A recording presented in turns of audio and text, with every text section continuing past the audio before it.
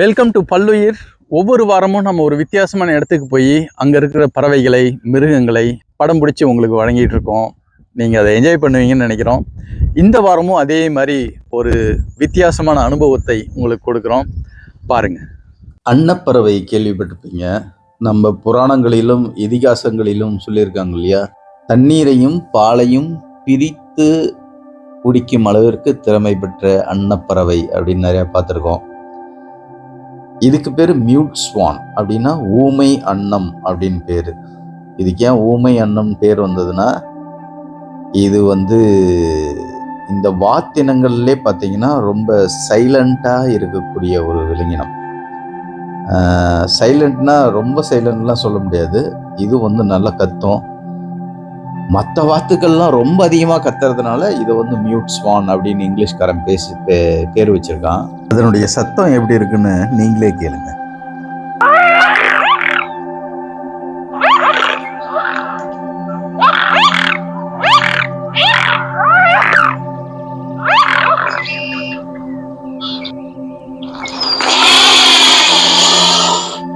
இதெல்லாம் தான் இதனுடைய சவுண்டு. இதனால தண்ணீரையும் பாலையும்லாம் பிரித்து உணர முடியாது, அந்த அளவுலாம் திறமை படைத்ததில்லை. ஆனால் உலகத்திலே மிக பெரிய பறக்கக்கூடிய பறவை அந்த இனத்தை சார்ந்தது. ரொம்ப பெருசானது, வெயிட்டானது, பறக்கக்கூடிய பறவை. நல்ல பியூர் ஒயிட் கலரில் பாருங்கள், எவ்வளோ மெஸ்மரைசிங்காக இருக்குது. அதனுடைய கழுத்து பகுதியில் பாருங்கள், அப்படியே ஒரு ஒயிட் கலர் வெல்வெட் போட்ட மாதிரி இருக்குது. இது ரெண்டும் இங்கே அழகாக கொஞ்சம் விளையாடிட்டு இருக்குங்க. இதை நாம் எடுக்க போனது யூகேல, லண்டனில் செர்பன்டைன் லேக் அப்படின்ற ஒரு இடத்துல. யூகேல இதை நார்மலி பார்க்கலாம். நம்ம ஊர்லலாம் பார்த்தீங்கன்னா இந்த சாங்சுரி இல்லைன்னா ஜூ அது மாதிரிலாம் இருக்குங்க இல்லைங்களா, அதில் தவறாமல் இதை வச்சுருப்பாங்க. ஆனால் இயற்கையாக நம்ம ஊரில் நாங்கள் இதுவரையிலும் பார்த்தது கிடையாது. ஆனால் நம்ம ஊரில் முன்னாடி இருந்திருக்கணும். அதனால தான் நம்மளுடைய பாடல்கள்லாம் எழுதி வச்சுருக்காங்கல்ல. ஸோ நம்ம ஊரில் இருந்து நம்ம போட்டு தள்ளின பறவைகளில் இதுவும் ஒன்று என்று நாம் கருதி கொள்ளலாம். ஸோ யூகேல நாங்கள் போய் இது படம் பிடிச்சோம். நிறையா இருந்தது. இதுலேயே ஒரு ஸ்பெஷல் வெரைட்டி என்னென்னா பிளாக் கலரில் இருந்தது.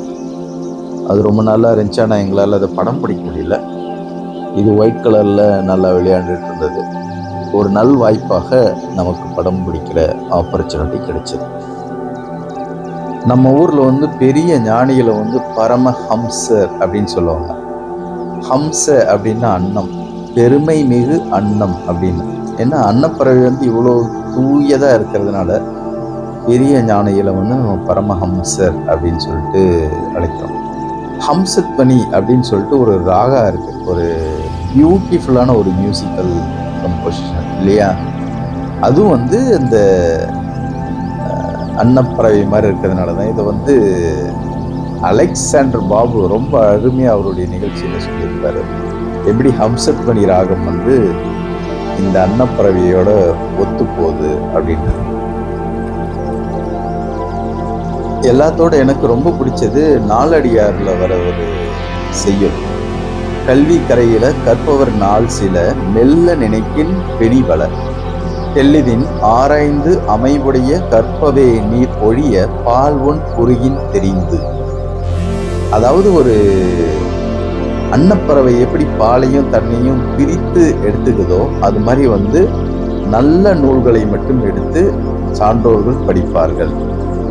நாம கற்கிறதுக்கு நிறைய இருக்கு, ஆனா நமக்கு இருக்கிற நாள் ரொம்ப கம்மி அப்படின்னு சொல்லிட்டு மிக அழகாக சொல்லியிருக்காங்க.